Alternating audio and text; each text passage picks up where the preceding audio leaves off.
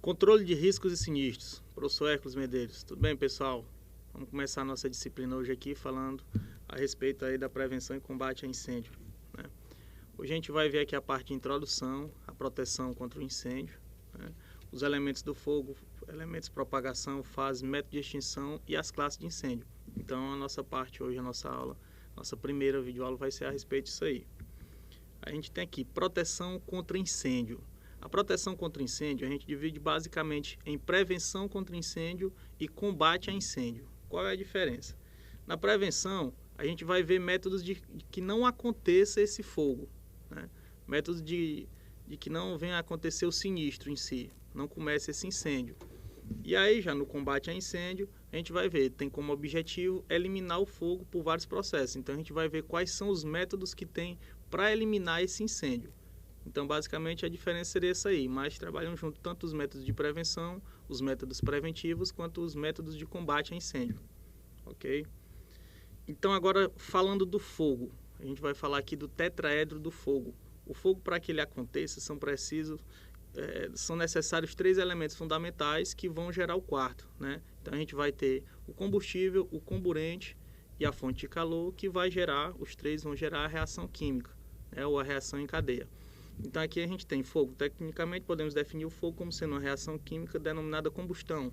Então você vai ter os elementos que vão passar por uma transformação e vão gerar essa fonte, a gente vê lá na química, no ensino médio, né, entalpia, vão liberar energia em forma de calor, energia térmica. Passando agora aqui para os elementos componentes do fogo. Então, como a gente já falou, os 4 elementos, né, o combustível, comburente, a fonte de ignição ou calor e a reação em cadeia. A reação em cadeia seria, então, o resultado desses três elementos iniciais juntos. Então, aqui a gente vê o tetraedro do fogo. O primeiro elemento é o combustível. É o que vai alimentar, né? É o que vai ser transformado. É toda a matéria suscetível de queima. É o elemento que alimenta o fogo e serve de campo para a sua propagação. Então, a gente vai ver, aqui posteriormente, a gente vai ver quais são os tipos de combustível, né? Quais são esses combustíveis. O comburente vai ser o elemento que vai reagir com esse combustível para gerar a chama, né? Então, no caso, o comburente que a gente vai ter mais comum na atmosfera é o oxigênio, ok? Tanto é que o oxigênio, a gente vai ver lá na frente, quando ele fica abaixo de uma determinada porcentagem, já não existe mais a questão da chama do fogo, né? Então, comburente é o agente químico que se combina com os gases ou vapores do combustível, formando uma mistura inflamável, né? Vai formar esse fogo aí. O terceiro elemento vai ser o calor, vai ser a fonte de ignição desse incêndio. Então não basta você ter o combustível e o comburente, você vai precisar de uma fonte de calor que dê início a essa reação, né? Então esse daí é o elemento do calor. Mantém e incentiva a propagação do fogo. A gente vai ver também aqui a questão de que o calor ele vai ter determinadas temperaturas que ele vai, como está mostrando aqui, vai manter também esse fogo, né? A reação em cadeia vai ser o resultado, né? A transformação de calor de uma molécula do material em combustão para a molécula vizinha. Então a gente vê uma mesa dessa, por exemplo, se ela viesse a ter alguma combustão aqui na superfície, aí ela ia passar para o restante das moléculas, né, que estão localizadas logo após. Isso aí ia ser a reação em cadeia, ia passar para o restante do material. Então aquilo que a gente falou aqui, os pontos e temperaturas importantes do fogo. A gente vai destacar aqui 3 principais pontos, né, que são o ponto de fulgor, o ponto de combustão e a temperatura de ignição. Esses 3 pontos aí são importantes para a gente trabalhar. Vamos lá. O ponto de fulgor é a temperatura mínima no qual os elementos combustíveis começam a desprender vapores. Então, o elemento combustível vai começar a se vaporizar, vai começar a soltar, né, como se ele estivesse desintegrando de certa forma. Então, quando estiver em contato com a fonte de calor, vai gerar uma chama, vai gerar um princípio de incêndio, né? A observação é que no ponto de fulgor, ao se retirar essa alimentação aqui, esse gerador de calor aqui, né? Aqui a gente tem no exemplo um palito de fósforo que está próximo a esse material aqui, que está no seu ponto de fulgor. Ao se retirar esse elemento aí, essa fonte externa de calor, então cessa automaticamente, também vai cessar esse incêndio, né? Então o ponto de fulgor ele vai desprender esses vapores, mas é necessário que exista essa fonte aí de calor externo alimentando. O ponto de combustão já é a temperatura quando os gases do elemento combustível, ao tomarem contato com a fonte externa, entram em combustão e continuam a queimar, mesmo que a fonte seja retirada, ok? Então, ele vai também desprender esses vapores. Quando tiver uma fonte externa, vai dar início a esse incêndio, mesmo que se retire a fonte externa, vai continuar, né? Então, a diferença do ponto de combustão para o ponto de fulgor é exatamente essa, que o ponto de fulgor é necessário que continue essa fonte externa de calor. O ponto de combustão, não. E já no terceiro ponto que a gente tem, que é o ponto de ignição, não é necessário uma fonte de calor. Vai ser uma temperatura a partir da qual o material já vai entrar em combustão diretamente, só em contato com o comburente. Então, você vai ter o material, quando ele chegar no seu ponto de ignição, ele em contato com o oxigênio, normalmente o comburente mais comum que a gente tem, ele já vai entrar em combustão por si só. Então, a gente vai ter essa diferenciação entre os três, que vai ser basicamente a fonte de calor. No ponto de fulgor, quando você retira a fonte de calor, então cessa o incêndio, cessa a reação em cadeia, cessa o fogo, né? No ponto de combustão, a fonte externa só é necessária para dar início. E no ponto de ignição, não é necessária uma fonte externa de calor, basta o contato do material com o comburente. Beleza? Então, esses aí são os principais pontos e temperaturas em relação ao fogo. Então, agora a gente vai para os métodos de propagação do fogo. A gente tem a instrução técnica número 2/2011 do Corpo de Bombeiros lá de São Paulo. A gente chama essas instruções técnicas, normalmente se chama de IT, né? Então, o Corpo de Bombeiros lá de São Paulo, na sua instrução número 2, diz que os incêndios de grande porte, eles vão depender basicamente dos seguintes fatores: quantidade, volume e espaçamento dos materiais combustíveis no local. Então, você vai ter o combustível e a qualificação dele vai te dizer, né? O tamanho e situação das fontes de ignição. A fonte de ignição, como a gente acabou de ver, é uma temperatura a partir da qual não necessita da fonte de calor em contato com o material. Quando ele chegar na fonte na temperatura de ignição, então ele em contato com o comburente já vai entrar em combustão.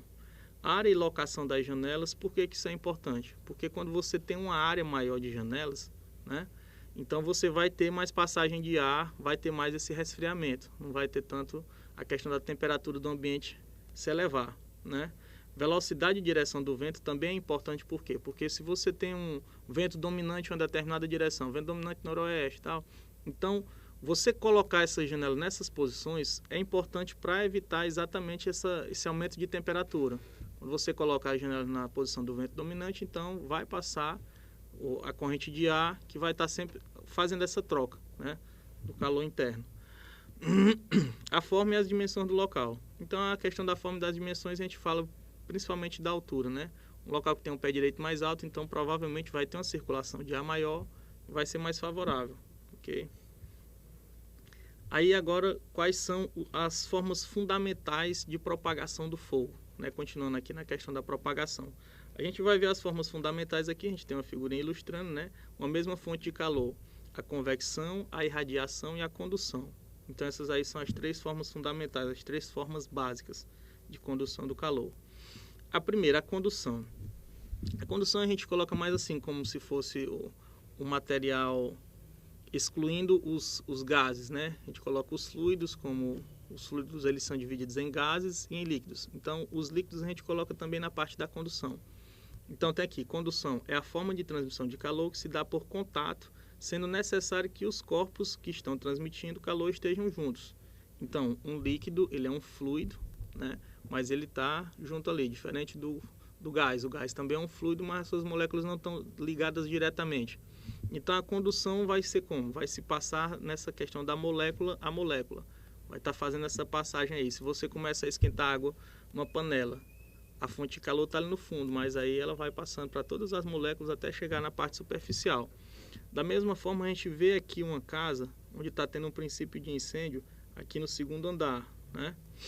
Aí ele vai passar para os outros andares através da laje. Aqui a gente está mostrando só através da laje, né? A condução é através do material sólido. A próxima é a convecção. A convecção já fala o seguinte: é a transmissão de calor que ocorre por meio do movimento de massas de fluidos. Quando falo nesse fluido aqui, já é a questão do gás, né? Então, que trocam de posição entre si. Então, quando a gente sabe que os gases, quando eles estão com a temperatura mais alta, eles tendem a subir, né?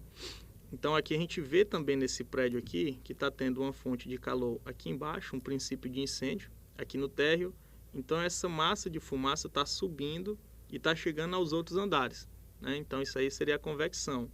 Voltando lá para aquele slidezinho básico, aí tem aqui a fogueira, tem a pessoa com a mão em cima, esse fluido, né, essa massa de ar está subindo. Então da mesma forma vai ser a convecção aqui nesse prédio que a gente está vendo aqui. A questão da radiação. A radiação ou irradiação também, esse método de propagação do fogo, se dá através das ondas infravermelhas, né? É um espectro que faz parte, uma frequência que faz parte do espectro de luz, né? E ele transmite calor quando chega nessa frequência aí. Então, a gente vê aqui, na radiação, o calor se transmite por ondas ou raios caloríficos emitidos por um corpo aquecido, que irradia calor em todas as direções através do espaço. A questão da irradiação, a gente tem um exemplo mais clássico, o Sol, né? O Sol, a gente vê que as ondas mecânicas, a gente sabe que as ondas mecânicas elas não se propagam no vácuo, mas as eletromagnéticas sim. Então o Sol manda esse calor entre o Sol e a Terra existe o vácuo, né? Mas ele manda através exatamente dessa onda, desse espectro aí, que faz parte do espectro de luz infravermelho. É uma das que ele manda, né? Então essa radiação. Agora a gente vai ver aqui a questão das fases do fogo, né? Como é que se desenvolve essas fases do fogo. A gente tem basicamente o seguinte: fase inicial, queima livre e queima lenta, né? A fase inicial, como é que vai ser? Ela também é conhecida como primeira fase, né? E ela tem a característica do quê? Baixa quantidade de oxigênio e o fogo está formando vários gases como dióxido de carbono e monóxido de carbono, além do vapor de água. Então aqui vai ser no início, né? No início aqui a gente vê um sofazinho queimando. Então nesse início aí a gente tem oxigênio a 20% no ar. Então ele está tendo ainda aquela fonte de comburente ali. Então as chamas ainda estão se propagando bem. Está começando aquele princípio de incêndio. Então na queima livre, então já vai acontecer o quê? O ar do ambiente já vai estar aquecido. Então o ar aquecido ele vai tender a subir, desculpa, né? Então a gente vê aqui, ó, o ar aquecido sobe e vai para fora do ambiente. O ar fresco passa pelas aberturas nos pontos mais baixos, porque o ar fresco vai descer, né? Então vai estar passando pelas frestas das portas, pelas janelas, né? Por o espaço das janelas. Aí tem aqui como vão de porta e os gases aquecidos se espalham, preenchem o local, forçando o ar frio de cima para baixo, a ficar mais próximo do chão. Então por isso que é uma das indicações em situação de incêndio é a pessoa se agachar, porque ali embaixo normalmente vai estar o ar mais frio, além da questão da fumaça, ser menos densa embaixo, né? Então já na queima lenta, a gente já vê o seguinte: o oxigênio continua a ser consumido pelo fogo, mas as chamas podem se apagar se o ar for pouco. Então aí na queima lenta já vai ter diminuído bastante essa questão do combustível, do comburente, do oxigênio, né? Então mesmo o ambiente estando quente, sem esse comburente, sem esse oxigênio, vai ser mais difícil ter essa propagação dessas chamas, ok? Então aí vai vir acontecer um fenômeno que a gente vai ver ainda aqui, que tem o flashover e o backdraft, né? O flashover é o quê? Quando um incêndio já está nos seus pontos mais altos, então vai estar aqui. É um tipo de incêndio que se propaga de forma mais rápida do que se espera. Acontece quando a temperatura do ambiente eleva-se e os gases chegam a temperatura de 1.100 graus Celsius. Aquela cena que a gente vê bastante em filme. O teto começa a pegar fogo, né? Por quê? Porque a temperatura vai estar tão alta, os gases tendem a subir, né? Temperatura mais alta vai tender a subir. Então, com esse acúmulo de gás lá, vai chegar essa temperatura de 1.100 graus, a partir de 1.100 graus. Então, a partir de 1.100 graus, esse ar e essa parte superior, aqui, né, a gente vê no teto, um teto de madeira, nesse caso, então já vão entrar em combustão. Quando chega nessa fase, a gente chama de flashover. É um dos fenômenos que acontece. E o outro, o backdraft, acontece o seguinte: o ambiente todo já acabou o oxigênio, certo? Então, quando acabou o oxigênio, ele chega a uma quantidade abaixo de 8%, quando fica menos de 8%, então já não é o suficiente para gerar chamas, ok?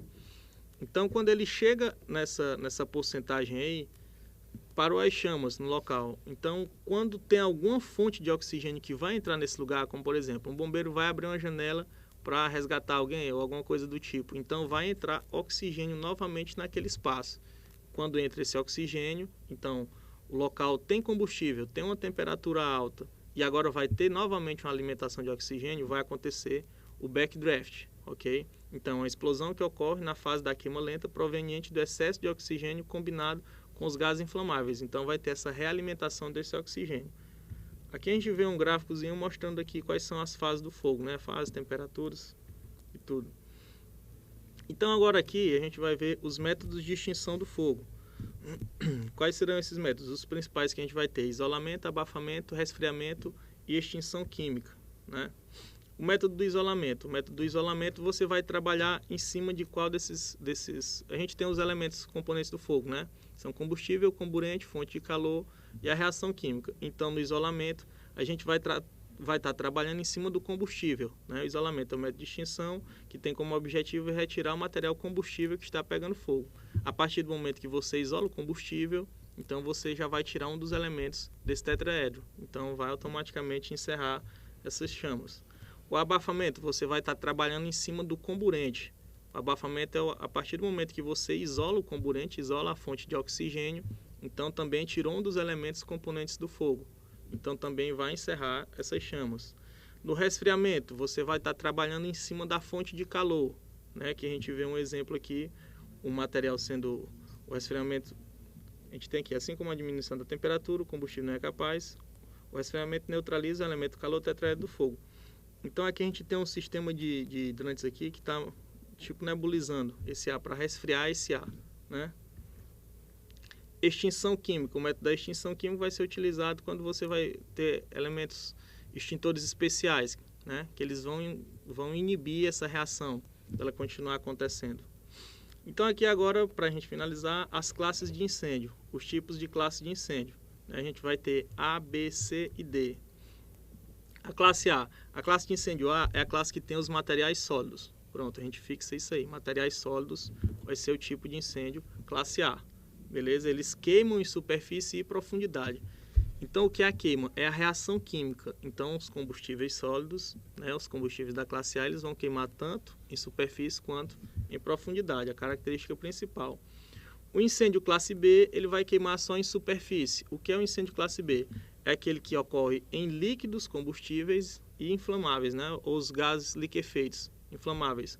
Então, eles vão queimar só em superfície, no caso dos combustíveis, né? Dos líquidos combustíveis. Os gases, eles vão se desprender em todo o local, então já causa a explosão.